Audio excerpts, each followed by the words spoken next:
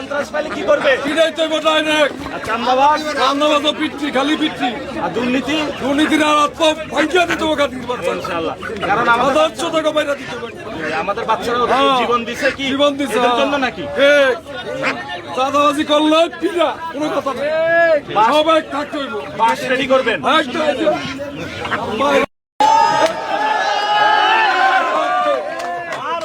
ভাই হলো চাঁদাবাজি চলবো না। লাঠি রেডি করে রাখছে চান্দাবাজ। একদম, ভাইরাল। ভাইরাল এর চান্দা। Yes, চাঁদা খাইছে বউ। সেখানে সবাই ঐক্যবদ্ধ হবেন। সবাই ঐক্যবদ্ধ হয়ে সব চাঁদাবাজদের দৌড়ানি দিবে।